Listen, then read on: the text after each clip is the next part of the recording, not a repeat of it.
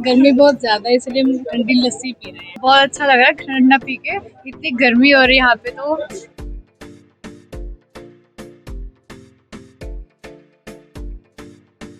देखिए, अभी जो भी आपको वेदर पैटर्न ऑब्जर्व किया जा रहा है पंजाब, हरियाणा और चंडीगढ़ में, that is totally normal weather pattern. इसमें कुछ भी आपको नयापन नहीं है। जैसा होना चाहिए वेदर वैसा ही आपको ऑब्जर्व किया जा रहा है। ऑब्वियस है, मई महीने है, मई महीना है तो इसमें गर्मी तो पड़ेगी ही। इसमें हम क्लियर कट भी देख रहे हैं कि अभी टेम्परेचर जो है करीब-करीब 39, 40, 38, 37, 40 के बीच बीच चल रहा है। तो अभी जो भी आपको पैटर्न चल रहा है वेदर पैटर्न, वो बिल्कुल नॉर्मल वेदर पैटर्न चल रहा है, नथिंग स्पेशल। और अब जैसा अनुमान है, अब धीरे-धीरे आपको टेम्परेचर बढ़ने की संभावना है। हम 5 दिनों का अनुमान लगा लेते हैं तो धीरे-धीरे आपको टेम्परेचर बढ़ने की संभावना है। लेकिन 9 तारीख को एक फ्रेश वेस्टर्न डिस्टर्बेंस फिर से आपको हिट करने वाला है। और उस वेस्टर्न डिस्टर्बेंस के प्रभाव में आपको 10 तारीख को यहाँ पर पंजाब, हरियाणा और चंडीगढ़ के कुछ पार्ट्स में आपको थंडर और लाइटनिंग की संभावना है। तो अदरवाइज वेदर जो आपको बिल्कुल नॉर्मल पैटर्न है। देखा जाए 9 तारीख के आसपास जो है वेदर तापमान में थोड़ी सी गिरावट देखी जा सकती है या बारिश की संभावना है। नहीं, 9 तारीख को वेस्टर्न डिस्टर्बेंस हिट करेगा और उसका इफेक्ट जो है आपको 10 को आना शुरू होगा। तो जब थंडर और लाइटनिंग की जो हम एक्सपेक्ट कर रहे हैं वो मोस्ट प्रोबेबली आपको 10 को होगी। It is too early to say. अभी हमने उसको अपने इसमें जोन में रखा हुआ है, हमारे जोन में एक्टिव जोन में आ चुका, हम उसको ऑब्जर्व कर रहे हैं। तो उसका एग्जैक्ट फिगर हमको कल ही बतला सकते हैं।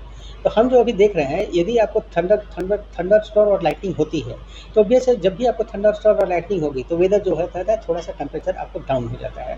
तो अभी 3-4 दिनों तक आपको राइज करेगा और यदि थंडर और लाइटनिंग की घटना हो जाती है 10 को तो फिर टेम्परेचर थोड़ा डाउन हो जाएगा। यदि सरल भाषा में कहें, हमारे दर्शक जानना चाहेंगे, ये सरल भाषा में समझाए, यदि तापमान में गिरावट होती है तो बारिश की भी संभावना बनी रहेगी। नहीं, देखिए, तापमान का गिरावट का बारिश से कोई रिलेशन नहीं है। बात है कि थंडर और लाइटनिंग का टेम्परेचर से आपको डायरेक्ट रिलेशन है। आप इसको साधारण भाषा में समझ सकते हैं कि आपको जो एटमॉस्फेयर पे जो एनर्जी होता है, इनिशियल में यदि आपको थंडर और लाइटनिंग नहीं होता है तो हीट के फॉर्म में रहता है। जब थंडर और लाइटनिंग की घटना हो जाती है तो वो एनर्जी जो है ये थंडर और लाइटनिंग गरज और चमक के रूप में डिसिपेट कर जाता है। इसीलिए टेम्परेचर जो होता है डाउन हो जाता है। और जब भी आपको थंडर और लाइटनिंग की घटना होती है तो हम एक्सपेक्ट करते हैं कि कुछ ना कुछ आपको बारिश तो होगी ही। तो उसके बाद आपको टेम्परेचर में गिरावट होती है। टेम्परेचर में गिरावट तभी होगी जबकि सरफेस थोड़ा हीट होगा या फिर थंडर और लाइटनिंग होगा। सर, यदि कहा जाए लू के थपेड़े जो लोगों को अभी से सहने शुरू हो गए, इसके लिए किस तरह का लोगों को सचेत रहना चाहिए? देखिए, जहाँ तक लू की बात है तो लू लाइक कंडीशंस हमारे मेटेरोलॉजी के डिफिनेशन के अनुसार अभी आपको 5 दिन तक एक्सपेक्टेड नहीं है। हमारा जो लू का डिफिनेशन तभी शुरू होता है जबकि टेम्परेचर जो है 40 प्लस हो जाए। 40 प्लस तो कुछ एक पार्ट्स में आपको हो चुका है, इसमें कोई दो मत नहीं है। लेकिन जो हमारा नॉर्मल जो है उससे 4.5 डिग्री अप होना चाहिए या फिर टेम्परेचर जो है 45 डिग्री से प्लस होना चाहिए, तब हमको लू लाइक कंडीशन जो हीट वेव कंडीशन होता है वो आपको बोला जाता है, वो हम बोलते हैं। लेकिन अभी तक पंजाब, हरियाणा और चंडीगढ़ के किसी भी पार्ट में आपको जो हीट वेव के कंडीशन या फिर जिसको लू लाइक कंडीशन जो होता है अभी तक ऑब्जर्व नहीं किए गए हैं। और हम एक्सपेक्ट करते हैं कि अगले 5 दिनों तक हमारा एक्सपेक्टेशन नहीं है कि आपको लू लाइक कंडीशन या हीट वेव के कंडीशन आपको अभी चलने वाले हैं।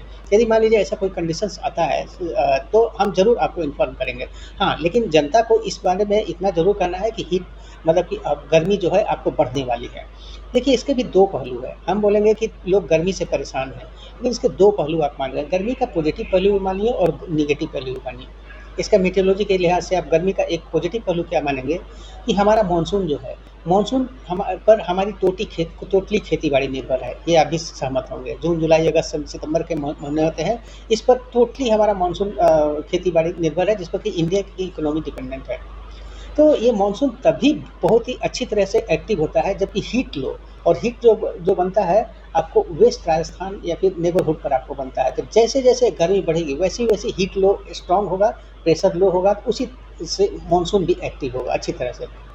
गर्मी पड़नी भी ज़रूरी है। आप एग्रीकल्चर के लिहाज से भी जाए तो गर्मी पड़नी बहुत ज़रूरी है, इसलिए कि आपको गेहूँ की कटनी हो चुकी है, आपको चने की कटनी हो चुकी है। अब जो है खेत में बहुत सारे आपको कीड़े-मकोड़े होंगे, तो वो कीड़े-मकोड़े इस गर्मी के इससे मर जाएँगे, मतलब प्रकोप से मर जाएँगे। तो फिर जो धान जो होता है उसके लिए आपको एक पॉजिटिव माहौल आ जाएगा। तो गर्मी पड़नी भी ज़रूरी है, तो उसके 2 पहलू मान कर चलिए कि ठीक है, गर्मी से परेशानी तो होगी भाई, लेकिन हमको सर्वाइव भी तो करना है। सर्वाइवल के लिए गर्मी पड़नी भी ज़रूरी है। हमारा यही फ़र्ज़ बनता है कि जब भी ये आपको हीट वेव आता है, तो आप जब भी आप हीट वेव या फिर गर्मी आए तो ज़रूरत पड़ने पर ही घर से बाहर निकलें। घर से आप बाहर भी निकलते हैं तो अपने आप को डिहाइड्रेट मत होने दीजिए। सफिशिएंट आप पानी पीकर या फिर पेट में आपका कुछ न कुछ खाना मौजूद रहना चाहिए। आप बाहर चलते हैं तो नाक और मुँह अच्छी तरह से ढक कर चलिए। मतलब कि गर्मी से बचने के लिए आप जितने भी हो सकता है उसको आप अपनाइए, तभी ये समझो, गर्मी को एक्सेप्ट करिए, ये हमारे फेवर में है। अच्छा सर, बारिश की जहाँ तक बात करें, हफ्ते तक कोई बारिश की उम्मीद है यदि? हम एक्सपेक्ट कर रहे हैं कि 9 को जो हीट वेव 9 को जो डब्ल्यूटी आ रहा है, उसके बाद 10 को थंडर और लाइटनिंग शुरू हो जाएगी। हम उम्मीद करते हैं 10 को भी आपको थोड़ी मोड़ी आपको बारिश होगी, लेकिन 11 को हम अच्छी बारिश की, मतलब कि हरियाणा, पंजाब हरियाणा और कुछ पार्ट्स में आपको बारिश की हम उम्मीद कर रहे हैं 11 से। लेकिन अभी वो हमारे थोड़ा परव्यू से बाहर है, मतलब कि हम लोग 5 दिन पहले का ही बोलते हैं। आज 6, 7, 8, 9, 10 तो 11 तारीख को हम एक्सपेक्ट कर रहे हैं, लेकिन उसके बारे में एग्जैक्ट रिपोर्ट हम कल ही आपको दे जाए। फिर भी हम बारिश की उम्मीद कर रहे हैं 11-12 को कुछ बारिश होगी।